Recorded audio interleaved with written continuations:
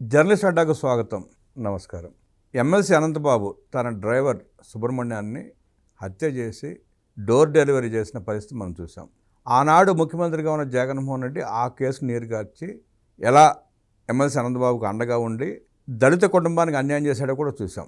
ఆ కేసు మళ్ళీ కూటమి ప్రభుత్వం వచ్చిన తర్వాత రీఓపెన్ అయి విచారణ జరిపించి A2గా లక్ష్మీదుర్గ చేర్చిన పరిస్థితి కూడా మనం చూసాం.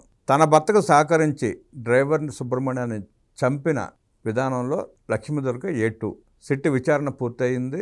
నేడు కోర్టుకు హాజరైంది లక్ష్మీదుర్గ.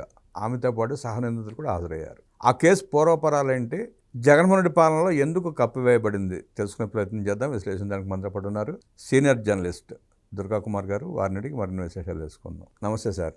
నమస్తే బ్రహ్మ గారు, మన జర్నలిస్ట్ అడ్డా వీక్షకులకు. ఎమ్మెల్సీ అనంతబాబు డ్రైవర్ సుబ్రహ్మణ్యాన్ని హత్య చేసి డోర్ డెలివరీ ఇచ్చి సంచలనం సృష్టించిన విషయం మనం చూసాం. దళితులంటే జగన్మోహన్ రెడ్డికి ఎంత చిన్నచూపో ఆ సంఘటన ఒకటి రుజువు చేస్తూ ఉంది. అనంతబాబుకి భార్య లక్ష్మీదుర్గ సహకరించిన తీరు కూడా ప్రజలను విస్మయానికి గురి చేసింది. విచారణ పూర్తి అయిపోయింది. కోర్టులో కూడా హాజరయ్యారు. సహనిందితులు కూడా హాజరయ్యారు. అనంతబాబు బెయిల్ మీద ఉన్నాడు. బెయిల్ రద్దు చేసి ఇద్దరిని అరెస్ట్ చేసే అవకాశం ఉందంటారా? ఎట్లా చూస్తారు, ఎట్లా విశ్లేషిస్తారు? ఇది మీరన్నట్టు వైఎస్ఆర్సీపీ ప్రభుత్వంలో జరిగిన అనేక దళిత హత్య కేసుల్లో ఇది కూడా ఒకటి. కాకపోతే దేని ప్రాధాన్యత, దేని ప్రాముఖ్యత, అన్నీ కూడా షాకింగ్ గురి చేసిన సంఘటనలే. ఇది కూడా తక్కువది కాదు. ఇది డోర్ డెలివరీ కూడా చేయటం అదనపు సౌలభ్యం. ఇక్కడ మళ్ళీ వాళ్ళు వెళ్ళి ఎత్తుక్కోకుండా ఈ శవం ఎక్కడ పడిందని. డాక్టర్ సుధాకర్ది అయితే నడి రోడ్డు మీదే పెడరెక్కలు ఇరగొట్టి విశాఖపట్నంలో కొట్టిన తీరు, రోడ్డు మీద ఆయన సలసలా కాగిపోతున్న తారు రోడ్డు మీద చొక్కా కూడా తీసేసి ఒక డాక్టర్ని, సీనియర్ డాక్టర్, ఇవన్నీ కూడా జరిగినాయి. ఈ కేసుకు సంబంధించి అసలు ఆయన భార్య కూడా ఇందులో సహనిందితురాలుగా ఉండటం, అతన్ని చంపటంలో సహకరించడం, ఇవాళ A2గా రాజమహేంద్రవరంలోని SC/ST సెషన్స్ కోర్టుకి హాజరు కావాలని తాకీదు రావటం, అందులోనూ ఈ కేసు తుది దశకు వచ్చిందండి విచారణ. యాక్చువల్గా ఈ సంఘటన జరిగింది May 2022లో.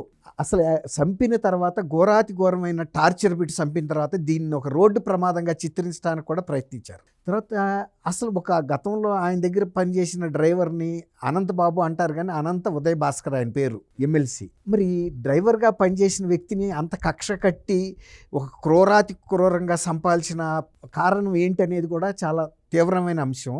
అది విచారణ జరిగిందండి. ఏమన్నా తర్వాత మొదట్లో ఆయన భార్య ఉన్నట్టు తెలియదు, కానీ విచారణ బాగా చురుగ్గా జరిగినప్పుడు ఆయన భార్య పాత్ర కూడా వచ్చిన తర్వాత ఆమెను A2గానే పెట్టారు. 1 and 2 ఇద్దరు భార్యాభర్తలే ఉన్నారు. ఈ తుది విచారణ జరుగుతుంది. సాక్షుల విచారణ జరుగుతున్నప్పుడు నిందితులు అందరూ కూడా హాజరవ్వాల్సిన అవసరం ఉంది కాబట్టి ఆమెను కూడా ఇవాళ కోర్టులో హాజరుపరిచారు. ఇది ఇంతవరకు ఒక రాజకీయ నాయకుడు భార్యలో ఎవరైనా కానీ ఈ హత్య కేసుల్లో వాళ్ళు కూడా యాక్టివ్గా పార్టిసిపేట్ చేసిన సంఘటన నా సర్వీసులో ఇదే మొదటిసారి. ఇతర సహచరులతోనూ అనుచరులతో చేసిన మర్డర్ కేసులు చూశాం, కానీ భార్య కూడా అందులో సహకరించడం అనేది ఇక్కడ సినిమాలో మాత్రం చూసాం. ఇప్పుడు దాకా బయట చూడలేదండి. ఇప్పుడు ఈ కేసు విచారణకి ఆమె కూడా హాజరవుతుంది. మీరు అన్నట్టు ఈ కేసు విచారణ తుది దశకు వచ్చిన సందర్భంలో ఇప్పుడు అంతకుముందు ఈ అనంతబాబుని అరెస్ట్ చేసి బెయిల్ మీద ఉన్నాడు. తుది విచారణ జరుగుతున్నప్పుడు ఎట్లా ఉంటుందంటే, సహజంగా వీళ్ళు మళ్ళీ ఏమన్నా జంప్ చేస్తారేమో అనే ఉద్దేశం మీద అరెస్ట్ చేసి వాళ్ళే పోలీసులే వాళ్ళ కస్టడీలోనే ప్రెజెంట్ చేస్తారు. అసలు ఈ కేసు ఇంత ప్రముఖంగా రావటానికి మెయిన్ కారణం ఏంటంటే, అప్పుడు తెలుగుదేశం బాగా దీని మీద తీవ్రమైన ఒత్తిడి తీసుకొచ్చింది. అలాగే ముప్పాళ్ళ సుబ్బారావు గారిని పౌర హక్కుల సంఘం అండ్ ఆయన రాజమండ్రిలోనే ఉంటారు, ఆయన కూడా బాగా దీనికి సహకరించాడు. ఆయన వీళ్ళకి మద్దతుగా నిలిచాడు బాధిత కుటుంబానికి. లేకపోతే అసలు ఈ కేసు ఇంతరాక రాదండి. అనేక సార్లు ఇది దాదాపు సుప్రీంకోర్టుకు కూడా వెళ్ళింది. ఈ విచారణ త్వరగా జరపమని, నిందితులు ఎవరైనా ఎటువంటి వాళ్ళైనా శిక్ష వాళ్ళ మీద కేసులు పెట్టమని. ఎందుకంటే జగన్మోహన్ రెడ్డి గారు అనుక్షణం ప్రతిక్షణం అతన్ని కాపాడుతూ వచ్చాడు. తర్వాత కనీసం పార్టీలోంచి సస్పెండ్ చేయటం కానీ, తర్వాత అతను అధికార పార్టీకి చెందినా సరేగాక చర్యలు తీసుకోవాల్సిందని కానీ ఎవరు అధికార పార్టీ సభ్యులు ఇంతవరకు డిమాండ్ చేసిన పరిస్థితి లేదు. అనంతబాబుని ఆయనతో పాటు ఆ జిల్లాల పర్యటనలో, అల్లూరు సీతారామరాజు జిల్లా పర్యటనలో మాన్యం జిల్లా ఎంట పెట్టుకుని కూడా తిప్పాడు. సన్మానం కూడా చేశాడు.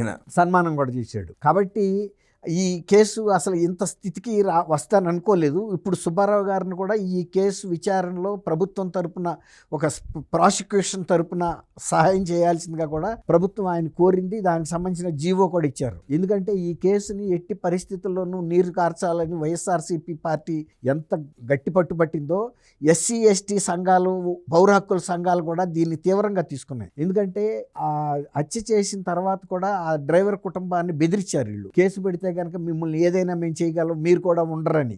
ఆయన భార్య కూడా ఉంది, అతను పెళ్ళయింది. భార్య కూడా చెప్పింది, ఇది నా భర్తని వాళ్ళు ఫలానా వాళ్ళు కక్ష కట్టి చంపారు, దాన్ని రీపోస్ట్ మార్టం కూడా చేయాల్సిన పరిస్థితి వచ్చింది. ఎందుకంటే దాన్ని కేసు మాఫీ చేయడానికి ఆ రోజున ఇది ఏదో సహజ మరణం అన్నట్టుగా కూడా రాసి చిత్రీకరించారు. రీపోస్ట్ మార్టంకి ఒక రకంగా సుబ్బారావు గారు తెలుగుదేశం పార్టీ చేసిన ఒత్తిడి మూలన రీపోస్ట్ మార్టం చేసి అప్పుడు కరెక్ట్ నిజాలు బయటకు వచ్చినాయి. అవి వీడియో రూపంలో కూడా భద్రపరిచారు. ఎందుకంటే కోర్టు ముందు రేపు ఇవన్నీ కూడా సాక్ష్యాలుగా నిలబడాల్సిన అవసరం ఉంది. ఈ లక్ష్మీ దుర్గ పాత్ర కూడా ఇందులో చాలా తీవ్రమైన పాత్ర ఉంది. అయితే ఏంటంటే వీళ్ళ అనంతబాబుని ఈవిని మెయిన్ 1 and 2 అక్యూజ్డ్గా ఉన్నారు. ఇంకా కొంతమంది కూడా ఉన్నారు. ఇది మామూలుగా జరగలేదండి.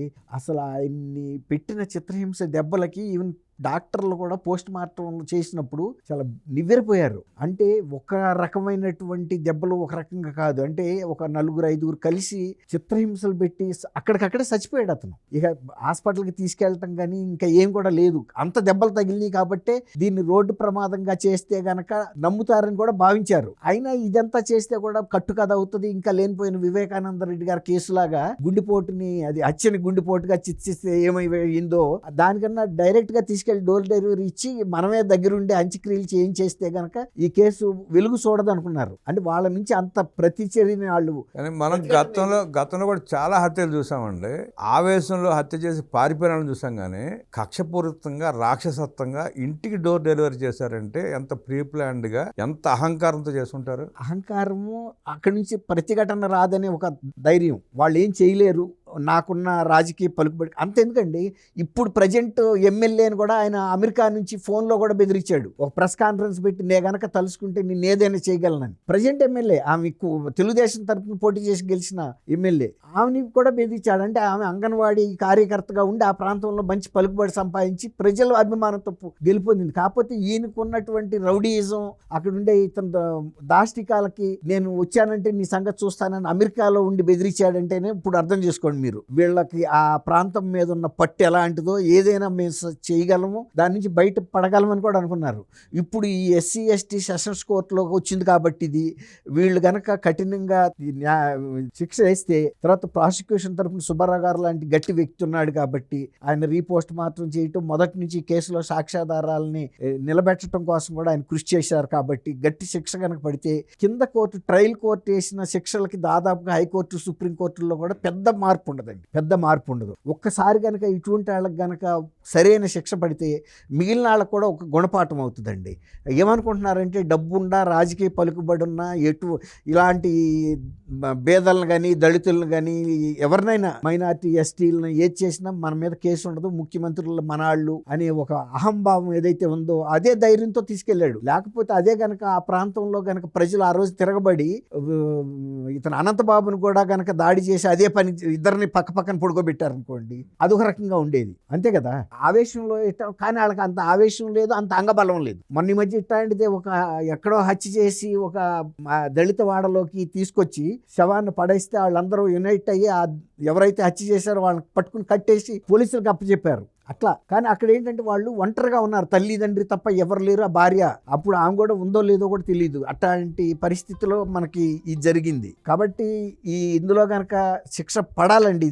ఇది మిగిలిన వాళ్ళకు కూడా గుణపాఠంగా ఉండాలని మనం ఆశిద్దాం. అనంతబాబు, జగన్మోహన్ రెడ్డి డ్రైవర్ సుబ్రహ్మణ్యం కుటుంబానికి చేసిన అన్యాయానికి, దారుణానికి, హత్యకి కోర్టు కఠినంగా వ్యవహరించి ఆ దుర్మార్గులు కఠినమైన శిక్షలు వేయాలని కోరిన దుర్గాకుమార్ గారికి ధన్యవాదాలు తెలియజేస్తూ, ఈ కేసు మొదటి నుండి దళిత కుటుంబం డ్రైవర్ సుబ్రహ్మణ్యం కుటుంబానికి అండగా నిలబడి న్యాయ పోరాటం చేసిన అడ్వకేట్ ముప్పాళ్ల సుబ్బారావుకి అభినందనలు తెలియజేసిన దుర్గాకుమార్ గారికి మరోసారి ధన్యవాదాలు తెలియజేసుకుంటూ నమస్కారం.